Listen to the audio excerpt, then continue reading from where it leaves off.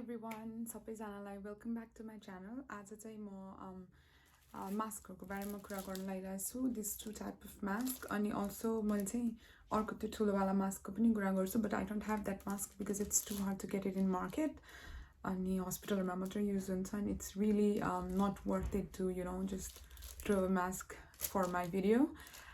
It's really useful at the moment, so just don't worry about my background, मेरो ब्याकग्राउन्डको नगरौँ। Let's get started. So फर्स्टमा चाहिँ surgical मास्कको कुरा गरौँ है त। सर्जिकल मास्क चाहिँ यसको चाहिँ राम्रो क्लोजर हुँदैन होइन, त्यो भएको कारणले गर्दा यो लुज फिटिङ हुने भएको कारणले गर्दाखेरि चाहिँ यसलाई चाहिँ धेरैचोटि युज पनि गर्नु मिल्दैन अनि धेरै क्लोज कन्ट्याक्ट भएको ठाउँमा पनि it's better not to use, यो युज नगरेको राम्रो। यो चाहिँ एकचोटि युज गर्ने र थ्रो गर्ने डिस्पोजेबल काइन्ड अफ मास्क हो। यो चाहिँ एउटा फिजिकल ब्यारियर जस्तो के कपडा जस्तो फिजिकल ब्यारियर मात्र बन्ने खालको मास्क हो। यसले चाहिँ ठुल्ठुलो ड्रपलेट्सहरूलाई चाहिँ प्रोटेक्ट गर्छ, ठुल्ठुलो पार्टिकल्सहरूलाई प्रोटेक्ट गर्छ भित्र नपस्नुको लागि र भित्रबाट पनि बाहिर ननिक्लिनुको लागि। तर यसले एयरबोर्नलाई चाहिँ प्रोटेक्ट गर्दैन। सो ड्रपलेटको लागि चाहिँ ठिकै हुन्छ, बट स्टिल धेरै नै क्लोज कन्ट्याक्ट भएको ठाउँमा चाहिँ ड्रपलेट प्रिकसनमा पनि it's better not to use one of this. So quickly यो कसरी लाउने भनेर चाहिँ म एट दि एन्ड देखाउँछु। फर्स्टमा चाहिँ कम्पेरिजन गरौँ होइन। यो चाहिँ loose fitting kind of mask भयो, यसको फिटिङ राम्रो हुँदैन। ल म लगाएर देखाउँछु। एक्चुली लगाउँदाखेरि चाहिँ मेक स्योर जहिले पनि, I already did my hand washing, तर म फेरि गरेर देखाउँछु हामीले ह्यान्ड वासिङ प्रपरली गर्ने। हातमा पछाडि, फेरि पछाडि अनि यो औँलाहरूमा, अनि मेक स्योर यो नेल्सको भित्र पनि जाओस् अनि that's it. So take your mask अनि मेक स्योर यो कता छ, कहिलेकाहीँ यसरी उल्टो लगाउन नखोज्नु होला, उल्टो नलगाउनुहोस्। यो माथिको यो के भन्छ यसलाई, मेटल पार्ट के जुन कहाँ छ थाहा हुन्छ, त्यो ठ्याक्क माथि लिने अनि त्यसलाई नोजमा यसरी राख्ने, यो दुइटालाई कानमा राखेर यसरी तन्काउने है, सो द्याट यहाँ तल फिटिङ होस्। नोजमा पिन्च गर्ने, पिन्च गरिसकेपछि यु क्यान सी यहाँनिर क्लोज फिट होइन, यो चाहिँ ब्यारियर मात्र भयो है। यो चाहिँ क्लोज यताबाट पनि छिर्छ नि त, त्यो भएर अनि माथिबाट पनि राम्रो सिल हुँदैन यसले, त्यो भएको भएर दिस इज गुड। पब्लिकमा हिँड्दाखेरि चाहिँ राम्रो, अनि निकाल्दाखेरि पनि यदि हजुर चाहिँ अब अहिले त यतिकै निकाल्दा केही भएन, तर पब्लिकमा जानुभयो के गर्नुभयो भने चाहिँ घर आएपछि ह्यान्ड वासिङ गर्ने, फेरि एकचोटि हातै धोएको राम्रो होइन। ह्यान्ड वासिङ गर्ने, मेक स्योर राम्रोसँग। अनि ह्यान्ड वासिङ गरिसकेपछि चाहिँ अगाडि छुने होइन, काहीँ पनि नछुने, पछाडि यो दुइटालाई यसरी निकाल्ने, निकालेर फाल्ने है। सिमिलर क्लोथ मास्क पनि, अब यो मास्क चाहिँ युजली हस्पिटलमा काम गर्ने हेल्थ केयर वर्करहरू त्यस्तोहरूको लागि रेकमेन्डेड हो, किनभने यो एकचोटि लगायो फाल्यो हुन्छ होइन।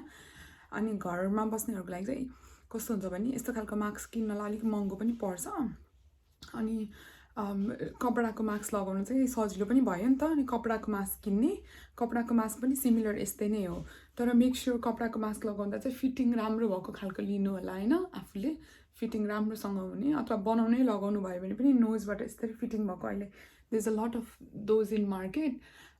यहाँ तल यस्तो काजलनैनामा पनि she is also giving free one, तर त्यहाँ पनि किन्नु पनि मिल्छ अनलाइन। अनि there is a lot of different one है, कता कता अनलाइनहरू पनि किन्न मिल्छ। जस्ट यहाँबाट माथिबाटै फिटिङ भएर अनि मुनि पनि टक्क फिटिङ भएकोवाला चाहिँ किन्नु होला क्लोथको किन्दाखेरि। अनि निकाल्दाखेरि सिमिलर, कानबाट निकाल्ने, निकालेर ल्याएर टेबलमा राख्ने, यता राख्ने उता राख्ने होइन, घर आउने बित्तिकै धुने ठाउँमा हालिदिने, अनि त्यही बेलामा धोएर सुकाउने कि नभए उ गर्ने, जस्ट धुने ठाउँमा चाहिँ हालिहाल्ने, कतै अन्त नराख्ने, किनभने देयर इज मोर चान्सेस कि अगाडिपट्टि चाहिँ टाँसिरहेको हुनसक्छ है। त्यही भएर चाहिँ धुनु हालिदिइहाल्नुपर्छ कपडाको मास्क लगायो भने चाहिँ। अनि त्यही हो, कपडाको मास्क चाहिँ घरमै बस्ने मान्छेहरू अब तरकारी सरकारी किन्न जाँदा यताउता गर्दाखेरि त्यस्तो खालको बेलामा चाहिँ लगाउनु राम्रो हुन्छ। त्यही फिजिकल डिस्टेन्सिङ राम्रोसँग मेन्टेन गर्न नसक्ने ठाउँमा, राम्ररी टाढा टाढा हुन नमिल्ने ठाउँतिर लगाउँदाखेरि राम्रो हो त्यो मास्क चाहिँ होइन। राम्रोसँग बनेकोवाला किन्नु होला है त।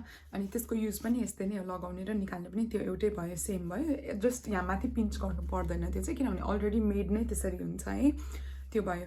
Now let's talk about N95 or respirator mask. मसँग त्यो ठुलोवाला चाहिँ छैन, I just got one of these, योवाला छ मसँग। आई बट इट लाइक अस्ट्रेलियामा चाहिँ दुइटाको $10 पाउँछ। भनिदिइहालेँ अरे क्या सो मैले यो किन्दाखेरि त्यतिमा लिएँ होइन अनि it's very easy to use this one कान पनि दुखाउँदैन यसको यो लामो भएको भएर पछाडि कपालसम्म पुग्छ इट्स इजी है अब यो मास्कको काम चाहिँ के हो भन्दाखेरि यसले चाहिँ यसको यो बनाएको यो कपडाको रेस्पिरेटर जुन हुन्छ नि कपडाको क्वालिटीको रेस्पिरेटर यसले चाहिँ बाहिरको सानो पार्टिकललाई पनि भित्र छिर्नु दिँदैन त्यो अनि भित्रको सानो पार्टिकललाई बाहिर निक्लिन दिँदैन त्यो भएको भएर दुइटै म पनि अनि हजुर पनि सुरक्षित हुनसक्छ दुवै पार्टी चाहिँ सुरक्षित हुन्छ यदि पेसेन्ट छ भने पेसेन्ट पनि अनि अब नर्स हो भने नर्स पनि अथवा एकअर्का दुवै नै है हुनसक्छ अनि त्यसपछि अर्को चाहिँ यसले चाहिँ दुइटै एयरबोर्नमा पनि अनि कन्ट्याक्ट प्रिकसनमा पनि युज हुन्छ यो मास्क होइन नर्मली अहिले कोभिड-19 भएको भएर चाहिँ जस्ट बी केयरफुल किनभने यसलाई P2 पनि भन्छ P2 मास्क र N95 मास्क जे पनि भन्छ तर यसको डिफ्रेन्ट टाइप्स अफ मास्क हुन्छ एउटा गोलोवाला पनि हुन्छ डिपेन्ड्स त्यो फिटिङ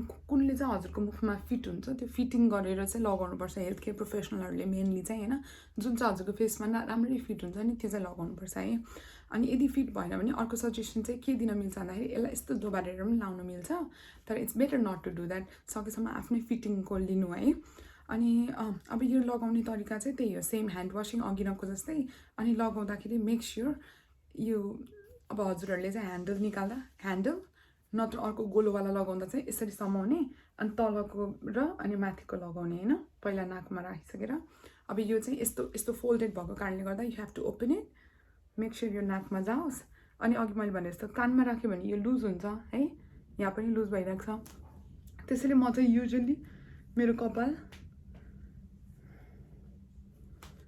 यसरी राख्छु त्यसले गर्दा मलाई कानको पछाडि पनि दुख्दैन अनि see how fitting it is like यो यस्तो राम्रो फिटिङ छ क्या यो ठ्याक्क मेरो फेसमा फिट हुन्छ नि त्यसरी लिनुपर्छ अनि इट्स भेरी गुड यो है यस्तो खालको लिनुपर्छ आफ्नो फेसलाई फिट हुने कुनै सानो पनि हुन्छ कुनै ठुलो पनि हुन्छ फिट हुने हुनु पर्यो अनि यसरी चेक गर्नु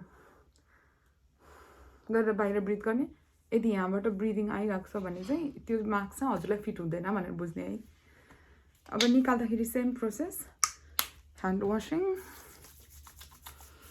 अनि त्यही हो यो मास्क चाहिँ हेल्थ केयर वर्करहरूले मात्रै युज गर्दा राम्रो हो यो चाहिँ धेरै जस्तो अब हाई प्रोबेबिलिटी हुन्छ नि ट्रान्समिसनको त्यस्तो ठाउँमा युज गर्दा राम्रो अनि यसको यसरी यो दुईवटा निकाल्ने चकेट इन द बिन स्ट्रेट हो है बिनमा सिधै फालिदिने त्यसलाई यताउता केही नै अनि N95 मास्क चाहिँ मलाई कति धेरैले क्वेसन सोध्नु भएको थियो कतिचोटि लाउनु मिल्छ अनि लाइक कति घन्टासम्म लाउनु मिल्छ भनेर क्वेसन सोध्नु भएको थियो N95 मास्क चाहिँ कस्तो हुन्छ भन्दाखेरि डिपेन्ड्स अन हस्पिटल अनि फेसिलिटी 4 घन्टा चाहिँ लाउनु मिल्छ 4 घन्टापछि फुकालेर फाल्नै पर्छ तर यदि गरी सबैजना छुट्टै आइसोलेसनमा राखेको छैन एउटा राम्रो बिरामी छ एउटा चाहिँ लाई चाहिँ रोग लागेको बिरामी छ भने रोग लागेको बिरामीकोमा गएर फर्किँदाखेरि चाहिँ अथवा कोभिड भएकोमा गएर निक्लिँदाखेरि चाहिँ you have to change everything सबै चिज खोलेर अनि राम्रो बिरामीकोमा जाँदाखेरि चाहिँ राम्रो लगाएर जानु है 4 घन्टा लाउने भनेर फेरि त्यो राम्रो केमा लगाएर गएर राम्रोलाई पनि सर्छ त्यो गर्नु मिल्दैन तर यदि गरी सबै बिरामी एउटै हो सबैलाई कोभिड लागेको छ सबैजना सँगसँगै जस्तै छ जेनरल वार्डमा राखेको छ नेपालमा अब त्यसरी राख्छ नि त त्यसरी राखेको छ भने चाहिँ लगाउँदाखेरि केही फरक पर्दैन 4 घन्टासम्म 4 घन्टापछि चाहिँ गो ब्याक डनिङ गर्ने ठाउँ र डफिङ गर्ने ठाउँ स्टेसन बनाएर राख्नु आफूले यदि हस्पिटलकोले बनाइदिएको छैन भने आफैले बनाउने के यो डफिङ स्टेसन यो डनिङ स्टेसन भनेर अनि त्यसरी बनाएर राख्ने अनि त्यही अनुसारले फुकाल्ने लगाउने ठाउँ चाहिँ अलिक टाढा पेसेन्टहरूबाट टाढा कोही मान्छेहरू नभएको ठाउँतिर राख्ने अनि त्यसरी गर्ने है त्यही हो अनि एउटा के केयरफुल हुनुपर्छ भने चाहिँ यो कोभिडको कारणले गर्दाखेरि चाहिँ मार्केटमा चाहिँ P2 मास्क N95 मास्क भनेर चाहिँ फेक मास्कहरू पनि धेरै नै प्रड्युस भइरहेको छ अनि बिक्री भइरहेको छ जस्ट मेक स्योर चाहिँ त्यो चाहिँ अब लाइक हुन्छ नि राम्रै कम्पनीको हो अनि पहिल्यैदेखि के कम्पनीले गरिरहेको हो फेक कम्पनीहरूबाट नआएको होस् त्यही हो अनि अर्को एउटा क्विकली चाहिँ के भन्न लाग्थेँ भन्दाखेरि मैले चाहिँ कति मान्छेहरू चाहिँ बुढाबुढी मान्छेहरू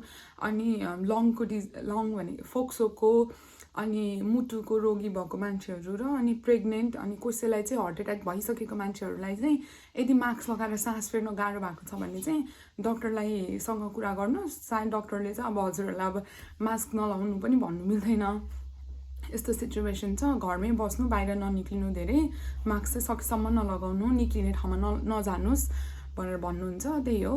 तर यदि सफोकेसन भइरहेको छ भने चाहिँ नलगाउनु। अनि N95 मास्क चाहिँ बच्चाहरूको लागि बनेको होइन, बच्चाहरूले चाहिँ यो लाउनु मिल्दैन, त्यही हो। आई होप अलिकति केही नलेज भयो होला। केही क्वेसन छ भने drop down in my comments. अनि thank you so much for watching every one.